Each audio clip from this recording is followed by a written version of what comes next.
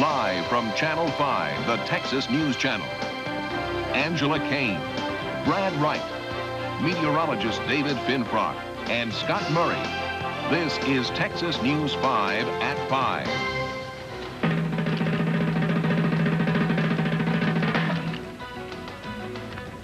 At this sacred moment, we put aside all that might otherwise divide us, to recall the honor that these men and women brought to their families and their communities, and the glory they bestowed upon our beloved nation. All across the land, people pause to remember the men and women who gave their lives defending America's freedom. Good evening, and thank you for joining us. I'm Mike Snyder, in for Brad Wright this evening. President Clinton calls it a day to remember the past and those who stood fast when freedom was in peril. And today, that's what millions of Americans are doing, remembering. We start with the sights and sounds of Memorial Day in the nation's capital.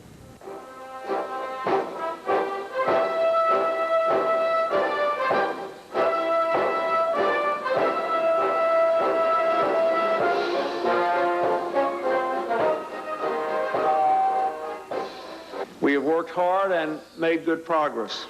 We have put the issue of MIA cases ahead of all others in our dealings with Vietnam.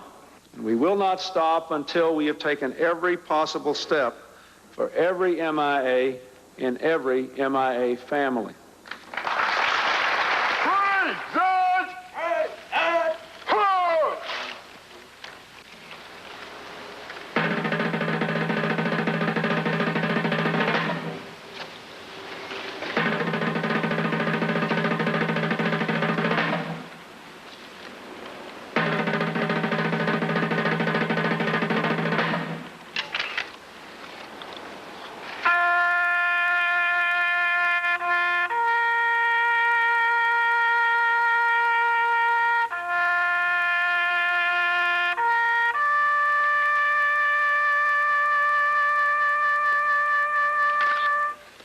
At this sacred moment, we put aside all that might otherwise divide us, to recall the honor that these men and women brought to their families and their communities, and the glory they bestowed upon our beloved nation.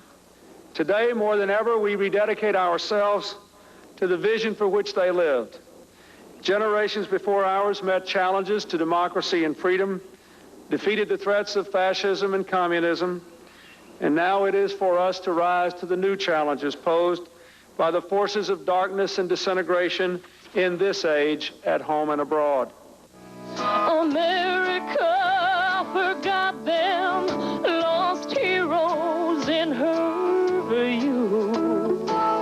They had served the red, white, and blue. Here in North Texas, thousands remember those who fought and died for their country. In Dallas, about 200 people came to the 55th annual Memorial Day service at Restland to honor the fallen war heroes.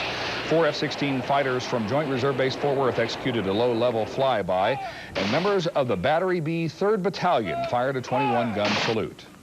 And in Fort Worth at Greenwood Memorial Park, the Royal Flying Corps remembered Canadian, British, and American airmen who were members of the British forces. During World War I, the British Canadian Royal Flying Corps operated 3 fields in Fort Worth. They were left at these fields in graveyards that were untended, and so the British Imperial War Graves Commission purchased this little cemetery in 1924, and they moved all of the bodies here. So with that official British cemetery now, there is a bit of Fort Worth forever in England.